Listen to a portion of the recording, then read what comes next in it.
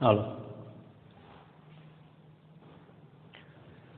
નમસ્કાર વિદ્યાર્થી મિત્રો, હું છું જયેશ પરમાર અને આપનું હાર્દિક સ્વાગત કરું છું એસએન વિદ્યાલયના આ ઈ લર્નિંગ પ્રોગ્રામમાં. વિદ્યાર્થી મિત્રો, ગયા સેશનની અંદર આપણે એમટીપી કેવી રીતે, શું છે, કેવી એની જરૂરિયાત, એના વિશે ચર્ચા કરી હતી, કેવી રીતે એ મદદરૂપ થઈ શકે છે. આજના સેશનમાં વિદ્યાર્થી મિત્રો આપણે જાતીય સંક્રમિત રોગો જે છે, ચેપ છે, ઇન્ફેક્શન છે, એના વિશે વાત કરવાના છે. હવે એનો મતલબ શું? જાતીય સંક્રમિત ઇન્ફેક્શન અથવા તો ચેપ જે છે. વિદ્યાર્થી મિત્રો, અહીં કેવું છે કે એક સાદા ઉદાહરણ દ્વારા સમજાવું તો કે ભાઈ શરદી હોય, ઘરમાં કોઈ સદસ્યને શરદી છે, ઉધરસ છે, તો એને સતત છીંક આવતી હોય અને શરદી જે છે 1-2 દિવસથી હોય તો શક્યતા એવી વધે છે ઘરના કોઈ અન્ય ફેમિલી મેમ્બરને પણ શરદી છેના લક્ષણો દેખાશે. કારણ કે જ્યારે ઉધરસ અને છીંક છે, બરોબર, એ જે સંક્રમિત વ્યક્તિ છે જેને શરદી છે એના દ્વારા છીંક ખાવામાં આવે છે તો શરદી માટે જવાબદાર રોગકારકો જે છે હવાના માધ્યમથી બીજા કોઈ વ્યક્તિ છે એના સંપર્કમાં આવે, એના શ્વસન માર્ગમાં, અને એને પણ સંક્રમિત કરે છે, એને પણ ઇન્ફેક્શન લગાડે છે. તો એનો મતલબ શું? ટ્રાન્સમિટ ઓફ ડિઝીઝ, રોગ છે એનું ટ્રાન્સફર થવું એક વ્યક્તિમાંથી બીજી વ્યક્તિમાં. તો અહીંયા વિદ્યાર્થી મિત્રો કંઈક એવું જ છે, પણ અહીંયા જે આપણે વાત કરી રહ્યા છીએ જે રોગોની, જે ઇન્ફેક્શનની, એ કેવા છે? તો કે એવા રોગો કે જે જાતીય સમાગમ કરવામાં આવે તો એના દ્વારા એક વ્યક્તિમાંથી બીજા વ્યક્તિમાં ફેલાય. એટલા માટે એને શું કીધું છે? Sexually transmitted disease. બરાબર, જાતીય સંક્રમિત રોગો. પણ રોગ માટે જવાબદાર શું છે? ઇન્ફેક્શન. એટલા માટે સેક્સ્યુઅલી ટ્રાન્સમિટેડ ઇન્ફેક્શન. બરાબર. તો આજે આપણે કંઈક આના વિશે ચર્ચા કરવાના છે. પણ આ રોગો ત્યાં સુધી ટ્રાન્સમિટ નથી થતા જ્યાં સુધી જાતીય સમાગમમાં ધ્યાન રાખવામાં ન આવે. જો માહિતી છે, અવેરનેસ છે, જાગૃતિ છે, તો આ રોગ છે એકમાંથી બીજામાં એનું ઇન્ફેક્શન થતું નથી. બરોબર છે કે દાખલા તરીકે આપણી આજુબાજુમાં આપણે જે ટ્રાવેલિંગ કરીએ છીએ અથવા તો મનો ઘરે છીએ, બરાબર, કોઈની આજુબાજુમાં શરદી છે અને એ શરદી દરમિયાન એ જ્યારે છીંક ખાય છે એ દરમિયાન આપણે થોડુંક ડિસ્ટન્સ મેન્ટેન કરીએ, પ્લસ આપણો જે હાથ રૂમાલ છે ને મોઢો રાખી આપણે રાખી દઈએ, છીંક એને આવે તો પણ થોડુંક આપણે ધ્યાન રાખીએ તો ઇન્ફેક્શન લાગવાના ચાન્સીસ ઘટી જાય છે. સમજાય? ઘટી જાય છે એવી કિસ્સામાં. પણ અહીંયા તો એવું છે કે જો જાતીય સમાગમ છે એ કરવામાં જ ન આવે તો આવો રોગ ફેલાય જ નહીં. બીજું, જાગૃતતા છે અને જાતીય સમાગમ છે એમાં પૂરેપૂરું કાળજી જે છે ધ્યાન રાખવામાં આવે તો પણ આ રોગ ફેલાતા નથી, એટલે ટ્રાન્સમિટ થતા નથી. તો જોઈએ કે અહીંયા કણે એના સંદર્ભમાં શું માહિતી આપણી ટેક્સ્ટબુક, આપણા સિલેબસમાં આવરી લેવામાં આવે છે. તો ટોપિક છે જાતીય સંક્રમિત ચેપ, sexually transmitted infections.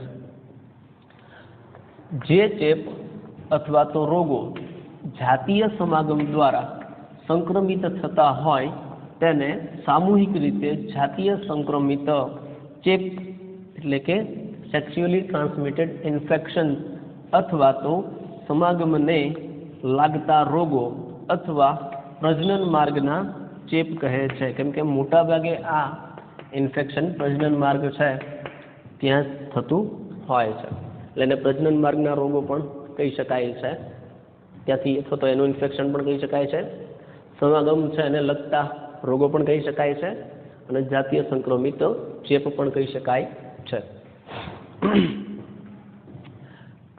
Gonorrhoea, syphilis, જનનાંગીય herpes, ક્લેમાઇડિયાસિસ, જનનાંગીય મસા, ટ્રાઇકોમોનિયાસિસ, હિપેટાઇટિસ બી અને અલબત્ત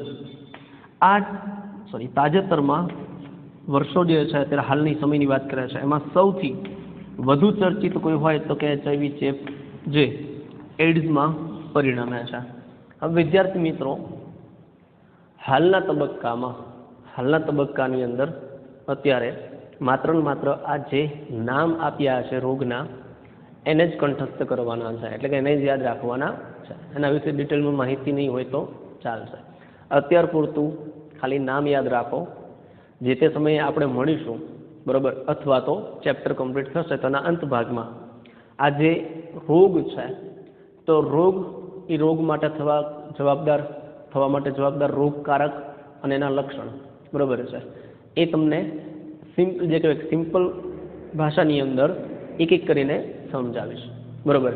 પણ અત્યારે હાલ પૂરતું પહેલાં એનું ટાઇટલ આપણને ખબર જોઈએ, રોગનું નામ ખબર હોવી જોઈએ. જો અત્યારે એનો ચાર્ટ અથવા તો માહિતી હું આપી દઉં તો એવું થશે કે વાંચવામાં આવશે અને જતું પણ રહેશે.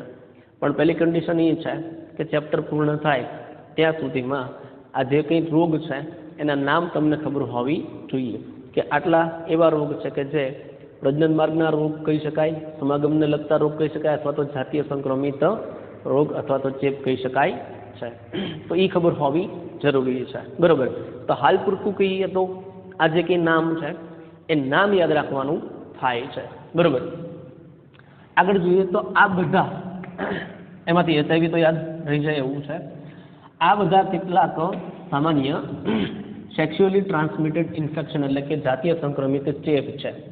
આમાંનો HIV નો ચેપ સૌથી ખતરનાક છે અને આપણે જાણીએ છીએ. HIV જે છે હ્યુમન જે છે બરાબર ઇમ્યુનોડેફિશિયન્સી સિન્ડ્રોમ છે એ ખતરનાક છે. શા માટે ખતરનાક છે વિદ્યાર્થી મિત્રો? કારણ કે HIV હ્યુમન ઇમ્યુનોડેફિશિયન્સી સિન્ડ્રોમ. હવે અહીંયા શું કીધું છે? ઇમ્યુનોડેફિશિયન્સી સિન્ડ્રોમ એટલે એવો એક રોગ જેમાં ઇમ્યુનોડેફિશિયન્સી એટલે કે રોગ પ્રતિકારક શક્તિ જે છે બરાબર એની ખામી ઊભી થાય. એટલે શું? માનો કે આપણું શરીર છે એ રોગ પ્રતિકારક ક્ષમતા ધરાવે છે બરાબર. હવે એટલે કે જે કંઈ રોગો છે સામે લડત આપવાની તાકાત ધરાવે છે, પણ જેની સામે લડત આપવા માટેની તાકાત છે જ નહીં તો શું થાય? તો રોગ થઈ જવાનો. ખ્યાલ આવે છે? એક એક્ઝામ્પલ આપું. દાખલા તરીકે આગળના સમયની વાત કરીએ આપણે, રામાયણ મહાભારત વખતેની. તમે યુદ્ધ થતા બરાબર તો તલવાર છે, બાણ છે, તીર છે, ભાલા છે બરાબર અને ઢાલનો ઉપયોગ કરવામાં આવતો. હવે ઢાલ છે એ શું કામ આવતી મિત્રો? તો કે ઢાલ જે છે એ એટલા માટે કામ આવતી કે દૂરથી કોઈ માનો કે કોઈ દુશ્મન છે એ એટેક કરે તો દેખી આવે, પણ હવામાંથી ઉડતું બાણ છે એ નહીં દેખાય. બીજું, તલવારનો ઘા છે એ તરત રોકી ના શકાય, એ હાથથી રોકવા જાય તો પણ નુકસાન થાય. એનો મતલબ એની પાસે એક શિલ્ડ છે, ઢાલ છે, જેને તલવારના ઘાથી પણ રક્ષણ મેળવી શકે, ભાલાનો એટેક તો પણ રક્ષણ મેળવી શકે, એને સામે ધરી દેશે ઢાલને બરાબર. એ પોતાનું મુખ અને શરીર જે છે એનો છાતીનો ભાગ છે એને આવરી લે તો એનાથી રક્ષણ કરે. તીર આવતું હોય, કોઈ બાણ છોડે બરોબર, તીર આવતું તીર તો એનાથી પણ રક્ષણ મેળવી લે. બાહુબલી જોયું હશે તો એમાં એ ખ્યાલ આવી જાય તમને બરોબર કે જે યુદ્ધ થાય છે તો એની અંદર જે રણનીતિ હતી એમ. તો અહીંયા ટૂંકમાં કરવાનો મતલબ એ શિલ્ડ પ્રોટેક્શન એક ઢાલ છે. હવે ઢાલ છે એટલા માટે રક્ષણ છે, પણ કલ્પના કરો કે કોઈ એટેક કરતું હોય અને આમ ઢાલ આડી રાખે પણ ઢાલ જ નથી તો શું થાય? તો એનું માથું કપાઈ જાય, સ્વાભાવિક છે, અથવા એને ઈજા થાય, એ મૃત્યુ પામી શકે. તો ઢાલ જ નથી તો ઈજા થવાનું 100% ફાઇનલ છે. અને જો ઢાલ છે તો ઈજા નહીં જ થાય એવું નહીં, પણ એનાથી બચવાની શક્યતા છે. ખ્યાલ આવે છે? અને રક્ષણ મળવાની શક્યતા છે પૂરેપૂરી. એમ અહીંયા એવું છે કે જે એવા રોગ છે એ રોગની સામે આપણું શરીર છે એની અંદર એક પ્રતિકારક શક્તિ એટલે કે એક ઢાલ છે તો ચિંતા નથી, એ લડી લેશે, એનું રક્ષણ કરી લેશે આપોઆપ. પણ એ ઢાલ જ નથી, કોઈ સુરક્ષા કવચ જ નથી તો નુકસાની 100% છે. તો મિત્રો અહીં એવું છે કે સામાન્ય રીતે આપણે જોઈએ તો બાળક જે છે અથવા તો આપણું બાળપણ જે વીત્યું છે તમારું બરોબર, એમાં અલગ અલગ પ્રકારનું રસીકરણ કરવામાં આવતું હતું. તો જે રસીકરણ છે એ દરમિયાન જે રસી આપવામાં આવી છે એમાં એવું છે કે રસી શું કરે છે તો ભવિષ્યમાં એ પ્રકારના આવનાર રોગ સામે રક્ષણ આપવા માટે જે તે શરીર છે એને સક્ષમ બનાવે છે, એક પ્રતિકારક ક્ષમતા છે ને ઇમ્યુનિટી પાવર છે ને જનરેટ કરે છે ને ઊભું કરે છે, એટલે કે આવરણ બનાવે છે, રક્ષણાત્મક શરીરમાં સિસ્ટમ તૈયાર થતી હોય છે. હવે અહીં શું છે? HIV જે છે એ એવું છે કે એની સામે લડત આપવા માટે આપણું શરીર એટલું સક્ષમ નથી. એની પાછળના ઘણા કારણો છે, જે તે સમયે જે છે ચેપ્ટર 8 ની અંદર આપણે ડિટેલમાં ભણશું ત્યારે જોઈશું શું છે બરોબર. પણ અહીં આપણે વાત કરી રહ્યા છીએ અત્યારે હાલમાં, તો જરાક એની માહિતી આપણી પાસે હોવી જોઈએ. તો મિત્રો અહીંયા આ HIV છે એ હ્યુમન ઇમ્યુનો ડેફિશિયન્સી સિન્ડ્રોમ છે. એટલે મતલબ કે માણસની પ્રતિકારક ક્ષમતા છે ને ખોખરી કરી નાખે છે, એને છે ને પગ વગરની એટલે કે પાયા વિહોણી કરી નાખે છે, જેથી કરીને એની પ્રતિકારક ક્ષમતા ડાઉન થાય. તો HIV કંઈ નથી કરતો ને એટલું નુકસાન બીજા રોગ કરી દે છે. HIV કંઈ નથી કરતો એટલું શું કરે, રોગ બીજા રોગ છે એ નુકસાન કરી દે. ખ્યાલ આવે છે? એટલે કહેવાનો મતલબ મારો શું સમજો છે ધ્યાનથી, કે કોઈ યોદ્ધો હોય બરોબર, ખૂબ સરસ એની આવડત છે, કળા છે, લડત આપી શકે છે, દુશ્મન સાથે લડી રહ્યો છે, સમજો ને, દુશ્મન સામે લડી રહ્યો છે. હવે એ લડતની અંદર દાખલા તરીકે એવું બને કે એને એની આજુબાજુમાં સમજો અને એની કીડીઓ અથવા તો મકોડા જે છે બરોબર, એ બટકું ભરે, એક સાથે ઘણા બધા મકોડા બટકું ભરે, તો શું થશે સમજો, એનું મૃત્યુ થશે. કેવી રીતે? મકોડા ભરવાથી કે મૃત્યુ ના થાય, મકોડો મારી શકે નહીં, પણ તકલીફ શું કે જે એની ક્ષમતાથી એ લડત આપી રહ્યો છે, સમજાય છે, વાર કરી રહ્યો છે, સમજાય, સામે જે છે કે ભાઈ સામે જે વાર કરે એની સામે રિસ્પોન્સ આપી રહ્યો છે, અત્યાચાર કરે છે, તો અહીં શું થાય, એ પ્રતિક્રિયાને એ બધું છે એમાંથી એનું ધ્યાન છે ક્યાં જશે, કે મકોડા કરડે છે ત્યાં. હવે મકોડા કરડે છે ત્યાં એનું ધ્યાન જતા, એનું ધ્યાન શું થયું, દિશા બદલાણી ધ્યાનની, ત્યાં એનું ધ્યાન જતા સામેથી ઓલો એટેક કરે તો એ મારી નાખશે એને. ગમે એવો યોદ્ધો હોય બરોબર, ગમે એવો જે કહેવાય કે ભાઈ કુશળ વ્યક્તિ હોય લડાયક, પણ જો એનું ધ્યાન ભંગ થાય તો મૃત્યુ ઘડીકમાં પણ આવી શકે છે. તમારો કહેવાનો મતલબ શું કે મકોડાથી નુકસાનમાં તો શું, વધીની બટકા ભરે તેટલામાં જરાક લોહી નીકળે, પણ મૃત્યુ ન થાય મકોડા કરડવાથી બરોબર, પણ ધ્યાન બદલાતા સામેવાળો વ્યક્તિ અટેક કરે તો મૃત્યુ સંભવ છે. એમાં એવું છે કે અંદર રહેલા આ HIV છે એ ધીમે ધીમે શું કરે છે, નાના બટકા ભાઈ આપણું ઇમ્યુનિટી તંત્ર જે છે, આપણું પ્રતિકારક તંત્ર છે એને ડાઉન કરી દે છે, એનું ધ્યાન ચેન્જ કરી દે છે. એટલે આપણું આખું પ્રતિકારક તંત્ર છે એ HIV જે છે એનો વાયરસ છે બરોબર, એ વાયરસની પાછળ લાગી જાય છે. હવે વાયરસને મારી નથી શકતા, પણ એની પાછળ લાગે એટલે એના કારણે શરદી જેવો મામૂલી રોગ છે, તાવ છે, કમળો છે, મેલેરિયા છે, એ આપણા શરીર ઉપર હાવી બને. શું કામ? કારણ કે તંત્ર છે ને આપણું પ્રતિકાર તંત્ર, લડાયક સૈન્ય, એ બધું HIVની પાછળ પડેલું છે. એટલે એ HIVની એનું ધ્યાન ભંગ થાય અને એ દરમિયાન જે થતા રોગ છે એ શરીર ઉપર હાવી થશે અને શરીર જે તે વ્યક્તિનું છે એ HIVનો શિકાર થયેલું છે એટલા માટે રોગનું ઘર બને અને અલ્ટિમેટલી મૃત્યુની નજીક પહોંચશે. કારણ શું? કારણ કે એનું પ્રતિકાર તંત્ર સક્ષમ નથી, જે મજબૂત હતું એને ખોખલું કરી નાખ્યું છે. ખ્યાલ આવે છે? તો આમ સૌથી ખતરનાકમાં ખતરનાક HIV છે. શા માટે? કારણ માત્ર એટલું કે એ જે તે વ્યક્તિને ઇન્ફેક્શન લાગે એની પ્રતિકારક ક્ષમતા છે એને શું કરી દે, ડાઉન કરી દે છે, એની ક્ષમતા ઘટાડી દે છે, એનો નાશ કરે છે. એટલા માટે આમાંના કેટલાક ચેપ જેવા કે હિપેટાઇટિસ બી અને HIV સંક્રમિત વ્યક્તિ માટે વપરાયેલ ઇન્જેક્શનની સોય, વાઢકાપના સાધનો વગેરેની અદલાબદલીથી પણ ફેલાય છે. શું કીધું છે કે કેટલાક ચેપ જેમ કે હિપેટાઇટિસ બી છે, HIV છે, તો એ આ હિપેટાઇટિસ બી એટલે કમળું જે આપણે કહીએ છીએ બરોબર, એનો પ્રકાર છે. તો અહીં જે છે સીધું લીવર ઉપર અસર કરશે, આપણું યકૃત છે એમાં.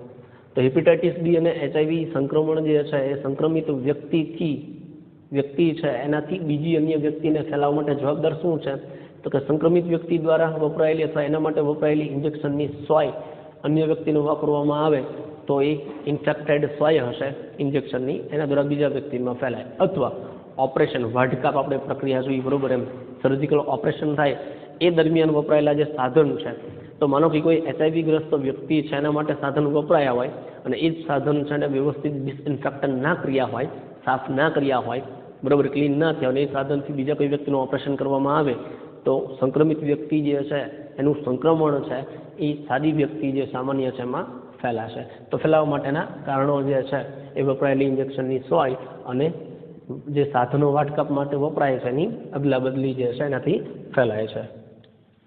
ત્યારબાદ રુધિરાદાન એટલે કે બ્લડ ડોનેશન. કોઈ વ્યક્તિ જે છે એ રુધિર આપે છે અને એ રુધિર કોઈ અન્ય વ્યક્તિને ચડાવવામાં આવે છે, પણ આપનાર વ્યક્તિ જે છે એ HIV પોઝિટિવ હોય તો લેનાર વ્યક્તિને ઇન્ફેક્શન લાગી જશે. અથવા ચેપી માતા જે છે એનાથી તેના ગર્ભસ્થ શિશુમાં પણ સામાન્ય રીતે થાય છે. એટલે માતાથી બાળકને પણ આ ઇન્ફેક્શન ફેલાઈ શકે છે. હેપેટાઇટિસ બી, જનનાંગીય હર્પીસ અને HIV નો ચેપ સિવાયના અન્ય રોગો જે છે એનું જો વહેલા નિદાન થાય અને યોગ્ય સારવાર મળે તો તે સંપૂર્ણપણે સાધ્ય છે. એવું છે આપણે જે કહીએ ને હેપેટાઇટિસ, કમળામાંથી કમળી થઈ જવી, બરોબર. એટલે વસ્તુ કેવી છે સમજો જરાક કે આ જે રોગો છે એમાંથી શું કીધું છે, હેપેટાઇટિસ બી છે, જનનાંગીય હર્પીસ છે, HIV છે, બરોબર. આ બધા જે છે એ ટોપ મોસ્ટ ડિસીઝ છે. આના સિવાયના જે કંઈ છે આની અંદરથી એમાં એવું છે કે એના લક્ષણ દેખાય અને જો એની સારવાર કરવામાં આવે તો એમાંથી છુટકારો મેળવી શકાય છે, બરોબર.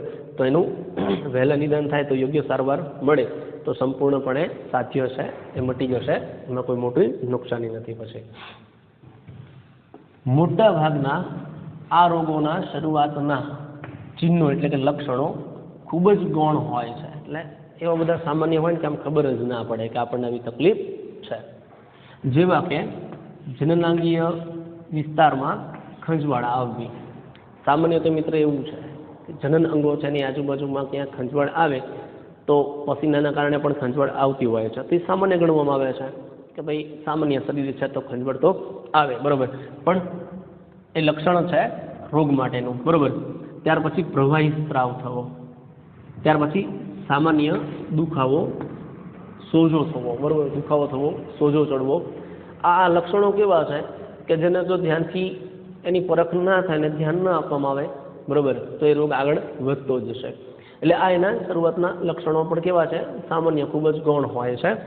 આગળ વાત કરે છે, ઘણીવાર સંક્રમિત સ્ત્રીઓમાં આ રોગના ચિહ્નો દેખાતા નથી. એટલે કે જેને રોગ છે એવી સ્ત્રી છે અને એમની અંદર જે છે આ ચિહ્નો દેખાતા નથી. એટલે કે એને રોગનું ઇન્ફેક્શન લાગી ગયું છે પણ આવા કોઈ ચિહ્નો દેખાતા નથી. અને ચિહ્નો ન દેખાય, ચિહ્નો દેખાતા નથી એટલે તેથી તે લાંબા સમય સુધી અનિદાનિત રહે છે. એટલે કે રોગ હોય તો મિત્રો નિદાન કરવાનું હોય, પણ રોગ જ નથી તો નિદાન શેનું, બરોબર. એટલે કોઈ તબીબી સારવાર ન લે, મેડિકલ ચેકઅપ ન થાય તો લક્ષણ નથી દેખાતા એટલે એને તો એવું જ છે. અને સામાન્ય છે, આપણને લક્ષણ ના દેખાય તો આપણે ટેસ્ટ શાનો કરાવવાનો, બરોબર. કે ભાઈ મેડિકલ ચેકઅપની શું જરૂર છે, આપણે તો સામાન્ય લાઈફ જીવી રહ્યા છે. એમાં એવું છે કે અહીં જે છે ખબર નથી પડતી કે પોઝિટિવ છે અથવા તો એની અંદર જે છે આ રોગના જે છે ઇન્ફેક્શન લાગી ગયું છે પણ એના લક્ષણ દેખાતા નથી. તેથી એ જે કીધું છે કે એવી સ્ત્રીઓ છે જેની અંદર લક્ષણ નથી દેખાતા એની અંદર લાંબા સમય સુધી અનિદાનિત રહે, એનો મતલબ રોગ ધીમે ધીમે એ વધારો થતો જશે અને જે તે સમયે જે છે મોટું કોઈ સ્વરૂપ ધારણ કરે ત્યારે ખબર પડે. શરૂઆતના તબક્કામાં તો ખબર પણ નથી પડતી. તો અહીંયા વિદ્યાર્થી મિત્રો સેક્સ્યુઅલી ટ્રાન્સમિટેડ ઇન્ફેક્શન જે છે એમાં આગળ વાત કરીએ તો ચેપની શરૂઆતની અવસ્થા જે છે એમાં ચિહ્નો છે એનું ન દેખાવું. ચેપ જે છે ઇન્ફેક્શન છે એની શરૂઆતની અવસ્થામાં ચિહ્નોનું ન દેખાવવું અથવા ઓછા લક્ષણો દેખાવવા અને સેક્સ્યુઅલી ટ્રાન્સમિટેડ ઇન્ફેક્શન્સ જે છે એનાથી જોડાયેલ સામાજિક કલંકનો ડર. એટલે કે એવું કે આ પ્રકારના સમજો, આ પ્રકારના જાતીય સંક્રમિત રોગ છે આપણને અને સમાજમાં લોકો શું વિચાર છે આપણા વિશે, આવી જે કહેવાય માનસિકતા જે છે એના કારણે લાગતો જે ભય છે એની વાત કરે છે. સંક્રમિત વ્યક્તિને સમયસર નિદાન અને ઉચિત ઉપચારથી રોકી રાખે છે. એટલે એનો મતલબ શું કહેવા માંગે છે વિદ્યાર્થી મિત્રો કે જો શરૂઆતની અવસ્થામાં ચિહ્નો ન દેખાય તો વ્યક્તિ એની ટ્રીટમેન્ટ માટે કે ચેકઅપ માટે જવાનો નથી, બરોબર. એટલે સારી સારવાર એને મળવાની નથી, કેમ કે એ પોતે જ ન જાય, કેમ કે એને લક્ષણ દેખાતા નથી એટલા માટે. અથવા ઓછા લક્ષણો દેખાવવા, લક્ષણ દેખાય પણ ઓછા એટલે મટી જશે, સારું થઈ જશે, બરાબર. અને બીજું શું કીધું છે કે જાતીય સંક્રમિત જે ચેપ છે એની સાથે જોડાયેલ સામાજિક કલંકનો ડર, કે લોકો શું વિચારશે, બરાબર. આ બધી બાબત જે છે એ સંક્રમિત વ્યક્તિ એટલે જે વ્યક્તિ આનાથી પીડાય છે એ વ્યક્તિને સમયસર એટલે યોગ્ય સમય ઉપર મળવું જોઈએ, એ નિદાન અને ઉચિત જે સારવાર છે, ઉપચાર છે એનાથી રોકી રાખે છે. એ પોતે જે છે એવું વિચારે છે કે નથી જવું હોસ્પિટલ, નથી જવું દવાખાને, જાહેરમાં ખ્યાલ આવશે તો શું વિચારશે લોકો, એટલા માટે લોકોનો ડર ટૂંકમાં જે આગળ જતા સમસ્યામાં વધારો કરે છે. કેમ કે એનું કારણ છે સંક્રમણ છે અને નિદાન નથી તો સંક્રમણ વધવાનું છે, એટલે આગળ જતા જે છે સમસ્યામાં વધારો થવાનો છે, ઘટાડો તો નહીં થાય. જેમાં નિતંબની બળતરાના રોગો એટલે કે હાથળના જે આપણા ભાગ છે સાથળના, બરોબર, એ ભાગમાં બળતરા થવી, એ પ્રકારના જે કંઈ રોગો છે. ત્યારબાદ છે ગર્ભપાત, મૃત બાળકનો જન્મ, ગર્ભાશયની બહાર અંડવાહિનીમાં ગર્ભધારણ, અફળદ્રુપતા અથવા પ્રજનન માર્ગનું કેન્સર થઈ શકે છે. જોજો સમયસર નિદાન, આ લક્ષણો ન દેખાવા અથવા તો ઓછા લક્ષણો હોવા અથવા તો સમાજની અંદર લોકો શું કહેશે, આ બધી બાબતો જે છે એના કારણે યોગ્ય અને ઉચિત સારવાર ન મળવાથી છેક કીધું પ્રજનન માર્ગના કેન્સર સુધી જે છે આ વાત આગળ વધી શકે છે, કેમ કે ઇન્ફેક્શન છે એટલા માટે. સેક્સ્યુઅલી ટ્રાન્સમિટેડ ઇન્ફેક્શન્સ જે કંઈ છે એ સ્વસ્થ સમાજ માટે મોટો ખતરો છે, કેમ કે જાહેરમાં દેખાતું નથી, કે આપણે એને કહીને ક્યારે રાખજો, ધ્યાન રાખજો, ખબર જ નથી કોને છે ને કોને નથી, બરાબર. અને જાહેરમાં લોકો કહેતા પણ ડરે છે, બીવે છે. તેટલા માટે આવા રોગોની શરૂઆતની અવસ્થામાં નિવારણ અથવા તો નિદાન અને સારવારને પ્રજનન સ્વાસ્થ્ય સંભાળ કાર્યક્રમમાં પ્રાથમિકતા આપવામાં આવે. એટલા માટે કે જે લોકો સમાજમાં ડરે છે આની ચર્ચા કરતા, તો શું કીધું છે કે સારવારને પ્રજનન સ્વાસ્થ્ય સંભાળ કાર્યક્રમ જે છે એની અંદર પ્રાથમિકતા આપવામાં આવે છે. ઘણી વખત એવું થતું હોય કે જે જાગૃતિ બહુ નથી એવા પછાત વિસ્તારના ગામડાઓ છે મિત્રો, એ ગામડાઓમાં તો આના માટે જાહેર શિબિર રાખવામાં આવે છે, જેમાં નવ દંપતીઓ છે, યુવાન છે, બરોબર, એને શિક્ષણ જે છે એટલે શિક્ષણ એટલે કે એક જાગૃતિ આપવામાં આવે છે.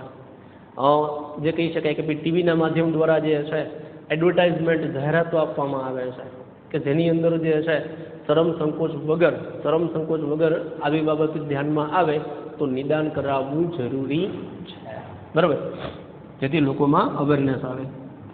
જો કે તમામ વ્યક્તિઓ ચેપથી સંવેદનશીલ હોવા છતાં 15 થી 24 વર્ષોની વયજૂથના વ્યક્તિઓમાં કે જે વયજૂથમાં તમે પણ આવો છો તેમાં વધુ હોવાનું જણાવાયું છે. એટલે શું કહે છે કે આ પ્રકારના જે ઇન્ફેક્શન છે, આ પ્રકારના જે રોગ છે વિદ્યાર્થી મિત્રો, એનો ચેપ છે, એની સંવેદનશીલતા, ચેપ જે છે એની શક્યતાઓ જે છે એ 15 થી 24 વર્ષની વયજૂથ કે જેમાં તમારો પણ સમાવેશ થઈ જાય છે, બરોબર, તો એ વયજૂથ જે છે એમાં વધુ હોવાનું જાણવા મળ્યું છે. વિશેષ પ્રમાણે જે છે ખ્યાલ આવે કે ભાઈ એ ઉંમરના વ્યક્તિઓ જે છે, લોકો છે, એમાં આ બાબત વધુ સામે આવી છે. ભયભીત થવા માટેનું કોઈ કારણ નથી, કારણ કે નિવારણ શક્ય છે. આનાથી ડરવાની જરૂર નથી, ઈલાજ શક્ય છે, પણ જે કહે છે સતર્કતા રાખવાની જરૂર છે.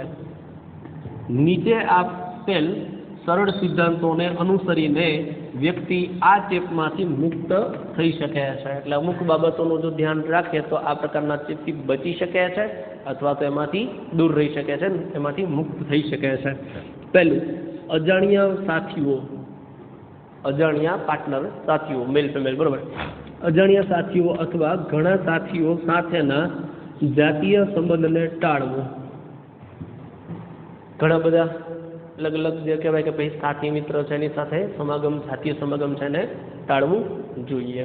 બરાબર. બીજું, સમાગમ દરમિયાન હંમેશા નિરોધનો ઉપયોગ કરવો.